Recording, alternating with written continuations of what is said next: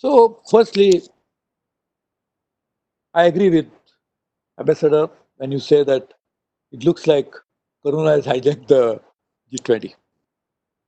I would put it little differently by saying that Corona has occupied our internal thinking so much that whole world is thinking about nothing but Corona. Rightly so. One, because there's an imminent threat to life, and not yet fully thought of threat to global economy. We know about the threat, but we are not quantified it because there is no time. It is like very clearly, if there is a fire in the building, when the fire extinguisher come, the fire brigade, the first task is to extinguish the fire. They are not bothered about the damage it causes to the furniture, to the household goods, to the if there is an industrial unit, what is occupied in that, they are not worried about that time, rightly so. So they are only trying to put the fire to an end. And then the consequential damage is assessed later on. Then we think about, can this building still livable? Can we stay in the building? We have to bring down the building. All of that we think little later. So right now we are in the process of firefighting in that sense, trying to save lives, trying to work on containment. So I think as soon as it gets over, we'll have a much bigger task of rebuilding the economy. But more importantly, we don't have a task of rebuilding the economy. That keeps happening all the time. We go through cycles. Of course, this is the worst ever we have ever thought in last 100 years, probably.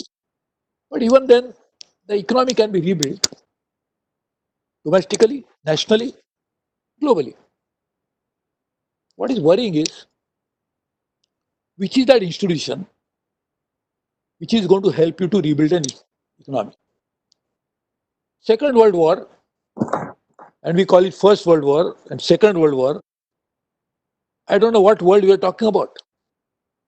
Of course, during First and Second World War time, there were not so many countries in the world anyway, because this was the colonial period, so the number of countries was smaller, and the number was much smaller. But then, those both wars never affected, they never could affect so many countries in the world. Not all the geographies of the world. Today, I don't think there is any country or an island which is immune to the pandemic that we're suffering from. But after the war, we got together, world community, and said, let's rebuild the world. And first thing they realized, and rightly so, I would really commend them for thinking like that, the institutions. They said, let us first build the institutions which will build the world. In the absence of institution, how are we going to build it? Then we came out with instruments in addition to institution. We came out with plan, Marshall Plan, this plan. So we can rebuild the institution. Institutions can rebuild the world. And that succeeded. The Bretton Woods institution and all that were born, and then they worked. United Nations worked. Today, you broadly touched it. Where are those institutions? Or if there are institutions, institutions cannot be the buildings. Institutions alone cannot be just the structures and superstructures. Institutions must have the ability to deliver. They must have the effectiveness. They must not have just a paper mandate, but a moral authority to implement something. And today, what are we seeing? We are seeing all these institutions are becoming virtually ineffective. And that's what you correctly pointed out is the big question mark on multilateralism. When we needed the multilateralism the most, it is under the most severe threat. I would say facing like a existential crisis. One good example of that multilateralism facing existential crisis is the icon of multilateralism and economic activity and also social activities in a way is WTO, which is now virtually, I think the shortage of ventilator is also putting it alive probably because the rest of the world is using those ventilators. So that ventilator, all those ventilators were needed for WTO. to keep their breathing alive, the life in WTO alive. So now the problem is, while we need those institutions the most because we have to rebuild the world, we don't have them. And in the absence of institutions, we cannot have instruments. And in that context, we have to see G20.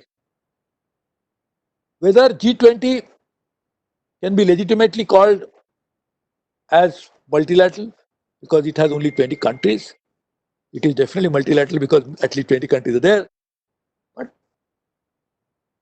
in the absence of all other institutions which we created in the last 80 years, 90 years, if they are not working properly, or 60, 70 years, 70, 80 years, if they are not working properly, at least there is a hope that this effective body, a platform, a G20, can at least give direction in terms of thinking, not direction to the smaller countries, but direction in terms of where the world wants to head for. And at least there are countries from all continents are members of G20. I mean, luckily. So there is right from Latin America, Europe, Africa, good part of Asia, Australia, everywhere. So that means, or North America, that means we have a platform which, if not necessarily representative in the sense that even smaller countries are not part of them, but at least geographically, they are all there. And as Corona has proved that you cannot take pleasure or comfort of saying, I am a more developed country in the world, I don't worry about you. It is your problem. It's a third world problem. It doesn't touch me because, firstly, I'm surrounded by oceans and everything else, and I'm such economically mighty power. I got the best military in the world, best scientific institution in the world. That doesn't give you any comfort in terms of saving yourself from this imminent catastrophe. So that means we need to work together. We cannot fight Corona without working with each other.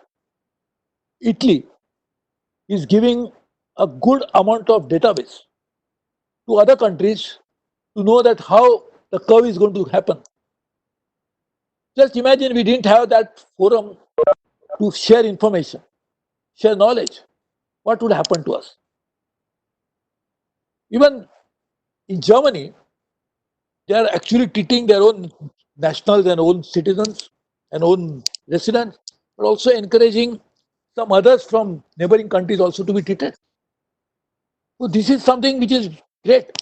And just imagine, what are you talking about? How to deal with Corona?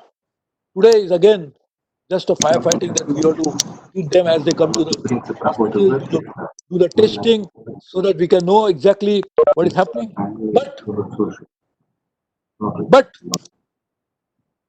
but the only solution to this lies in the fact that we can deal with this problem only with a vaccine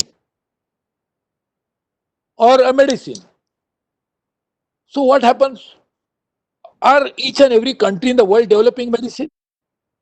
Or each and every laboratory in the world is trying to work on a vaccine? Some countries are doing it.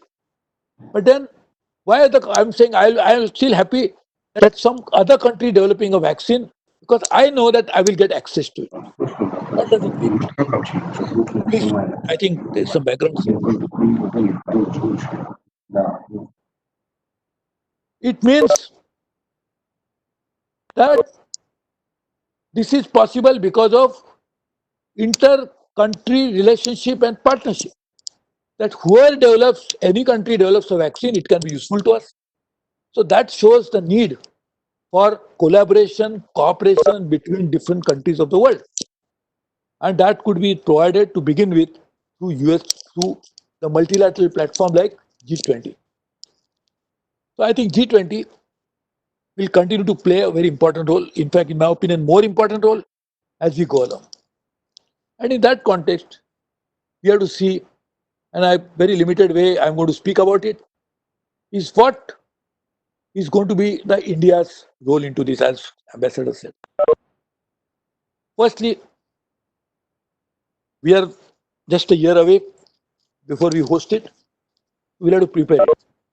And preparation has to happen by taking into account the interests, the concerns, the priorities of the societies. Because country can represent, country can host, but societies must support that. The government must get mandate from the society. And to do that, these different interest groups, which are actually seven now, which will be giving us these key inputs to frame the agenda. So I really congratulate RIS. We'll create a network of different kinds of institutions, whether they are universities, whether they are NGOs, whether they are academicians, whether they are scientists, whether they are environmentalists, whether they are people who are technologists. All of them will have a separate streams to come out with ideas as to what should be the agenda for the future. India would be hosting at a time, hopefully by then, the corona will be not as serious a threat as it is today. But that would be the time 2022 when world will be thinking about post fire extinguishing activity. When the fire brigade has gone, we assess the damage, how to rebuild the world. And at that time, you must think about using G20 as an effective platform. When I'm saying rebuilding the world, should we construct the world as it is? If my building is demolished, should I construct the same building, or should I use the same opportunity to rebuild a building, bringing in the best possible solution? I think that's what the world should be looking at. We should create a world which is far, far better than what it is today, and which is avoiding the pitfalls, the problems, the challenges that is today's world is facing. So let us rebuild not just the same old world in the new form, but let us build a new world with much better thinking ideas. Today, thanks to Corona, COVID, at least we are thinking that there is something gone wrong. The way we thought has gone wrong, our actions were wrong, and we must really build it. That's a good starting point. If you accept the point that there is something wrong, then only you can try to change it. So the change must happen in many ways. One, economy. The world economy till 2008 was thought to be going in only one direction, that will continue to grow. Firstly, you must understand that economic growth cannot happen if it is not taking into consideration all the relevant foundations on which the economy is built. You cannot build economy without resources. Financial resources are not the resources that we are talking about.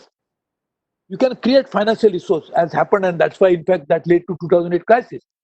That we created derivatives which were 20, 30, 40 times more than the real economy. It's ridiculous that you are building castles in the air, in the real sense of the term. So today we have to think about economic growth, which is G20's primary responsibility, in a way that will be built on the reality of life. The resource is available, and one of the resources is natural resource. The natural resources are not plenty. We are no longer creating new materials. We are only using the existing ones which are exhaustible. So we must build a world based on new thinking of sustainability, of something which is available and which should be used in a most prudent manner, in a manner which will not get it exhausted and finish us, but will create a new possible world. The second aspect should be the people. What is the growth meant for? Is it not meant for the people? Is the growth meant for somebody else? So people centric growth should be the new theme. And a people centric growth will happen when we understand people first. I am thinking as a father that my son should be a doctor. My son, I never asked my son, he wanted to be an artist. But I thrust my opinion on him.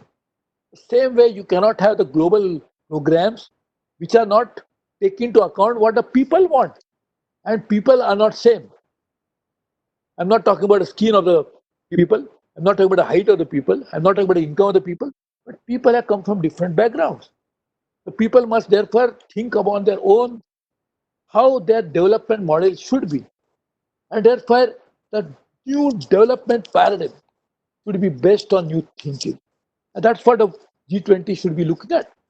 2022, we should think about these issues. Then comes the issue, and that's the issue. We are thinking today that vaccine will solve the problem. Vaccine will cure what? Or vaccine will prevent what? Coronavirus. Do you think it is the end of the virus? Maybe the end of coronavirus. But is it where end of a virus itself? New virus might come. And we are saying it came from animal. If it is so, or it was developed in some whatever laboratory, whatever it is. I don't know about it. I'm not an expert on it. But not keeping in mind the relationship between environment and man has created this problem. The loss of habitat, loss of biodiversity, depletion of natural resources is manifesting itself into some sort of an aberration which results into virus. So we have to make sure that we create a world which will be in harmony with nature. Another thing, we are thinking that I am away from all these problems, so I am not affected by it. This has proved that you can develop herd immunity, but no country is immune from a global problem. So global problem must be addressed not as your problem because you are inferior to me and I am superior, so it's not my problem. It should be addressed as our problem. It is not your problem and my problem, it is our problem. And we have to deal with like this. So to do that, we have to also look at how to create global support system, early warning system, how to create sharing of knowledge and information, how the science laboratories must collaborate with each other. Because we are dealing with humanity. We are not dealing only with intellectual property rights. They are important for commercial interest. And they are also interested for innovation. I fully agree. I respect intellectual property rights. India is a signatory to TRIPS and we have made this legislation. We have made administrative setup. In fact, I administered it as a commerce and industry minister. But I am saying we should go beyond it to discuss about certain global issues and try to bring in area of collaboration into it. And then comes when we talk about people centric, and I said people are different in societies. Any society of the world, we are born as men and women separate. What about the issues of women? Gender issues. Are they not important? Are we going to look at making law from one perspective that I am a powerful man, so I will make the laws? Are we not going to look at women have their own voice, own thinking? How can we take them on board? We have to think about it. And then there are certain negative global challenges. Terrorism, financial crimes, development of new threats to the world peace. We have to deal with those as effectively as we should be. The whole idea would be that so far till 2020 beginning, we thought it's a local problem, one province, China's problem. 2020 beginning, we are realized it's everybody's problem. Can we learn a lesson from it, the right lesson, that world can be a hell, place of hell. We don't deal with as a world as a whole. See, actually, the planet was not created. When the planet was created, whether it was through process of evolution, whether it is Big Bang, whatever theory, but still, was it created demarcating boundaries, saying that this is your country, this is my country, this is your river, this is my river? No. So let us accept that as a reality, keeping sovereignty, respect sovereignty, we'll respect it. But let us deal with certain global issues as global challenges, as everybody's problem. Let us try to find a solution to this problem together, and that's what G20 can do effectively. And to do that, youth have their different problems, businesses have their different problems, their priorities are different, their solutions are different. And that's why these various streams of various groups, from W20 to B20 to Y20 to, I think, I wish it doesn't become from A to Z, but all those groups will can contribute significantly. As I always say, as somebody who has interest in water, that small little streams make a river. So all these different interest groups as streams will join hands and eventually make a big river flow. And the rivers ultimately will join the ocean. And the ocean is the whole world. So let us use all these streams to make a river. The river will flow, bring all the 20 countries together, and together we'll start rowing to make, before we join the ocean, the world will have a solution to the problem. I think if you work together like this, I think we have learned the right lesson. Otherwise, we'll have to wait for the new nomenclature of a new virus, and then we all will be suffering again, touching our head. Oh my God, why did I lose the opportunity? Other issue. I think that's something which I've just made a reference. The institutions. I think when there was a crisis in 2008, we said, let's do the stress test. As ambassador is very fit, so he doesn't do the stress test. But I am a older man, so I have to go and do the stress test whether I can run properly, what is my heartbeat, what my blood pressure rises when I do all that. So the same stress tests were done for the banking institution. I think it's a time to do stress tests for multilateral institutions. Let us find out whether these multilateral institutions have the efficacy, have the ability to withstand these emerging threats that the world is already facing or is likely to face. If not, how to make the changes into those institutions. We can call it United Nations reform. But all of this ultimately should boil down to creating right institutions, reforming the present one to take on the challenges of the future world. But the underlying thinking should be very clear that what type of world we want to build. And that's what I was saying. You want to create the same old building again, or you want to rebuild a better building. Let's try to build a better world, and that should be the beginning of that. Would happen in 2022. We'll have to create a vision for that, and we'll have to work on that. The vision should be that everybody will have access to the resources. Everybody can live a life of equity. Doesn't look like an Egyptian idea. Ambassador was a French ambassador, so he can think these ideas came in the French Revolution. But I think it's an idea you cannot deny the rights of people and build a world which disregards the interest of the people who actually are supposed to be the real stakeholders of the world. So I think we'll have to do all that. Specifics we can always work out, but because you wanted me to mention, I just thought I'll just share my thing. I never prepared it, but I'm just saying it on my own.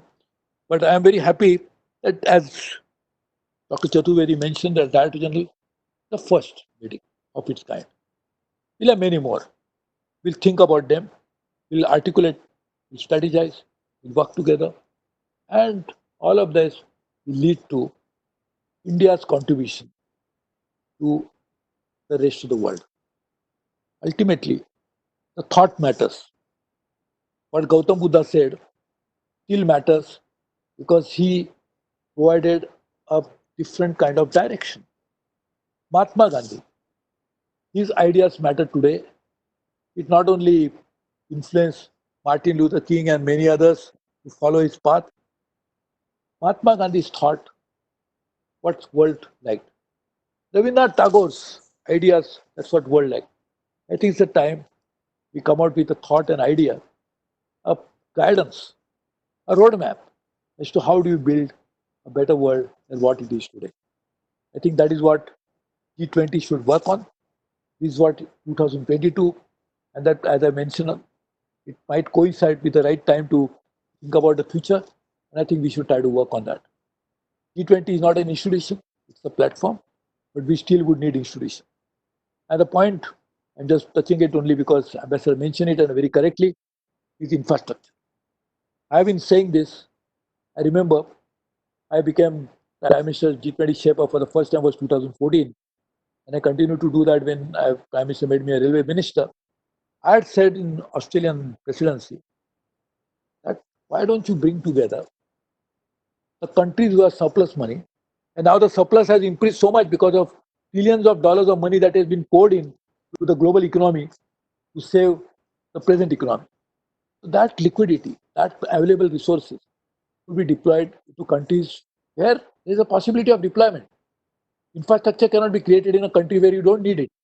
You cannot be built to nowhere, as uh, sometimes it happened in some countries where only because money is available you spend it on something. We can actually use that money for infrastructure development in country like India, which will benefit the rest of the world as well. Because you construct in India, but the entire ecosystem that will be benefiting from it. So we should try to work on that. I think there are many issues, specific issues, which I would have gone on and said, but I can see so many experts present here. I can see on the screen that not only my friends and colleagues from RS, but there are some from ministries also, or my colleagues in the ministry also present. So they will make sure that they properly take notes of this and will definitely take it forward. I'll have to, I've been running from one webinar to another. I'll be going into other one. But I will assure you one thing, as soon as possible, as early as possible, we'll have a face-to-face meeting. We, in fact, our Dr. Chaturvedi will tell you we had planned it also. But because of this, we have to postpone it. But we'll definitely do this soon and we'll work together as partners to contribute to this entire thought process of how the new world should emerge. I really thank you very much for giving me this opportunity. I'm just looking at a watch and I think I'm also under your watch that I should not be speaking too long. So I stop here and look forward to working with all of you as closely as possible, as involved way as possible, and we'll all work together towards a common goal. Thank you very much.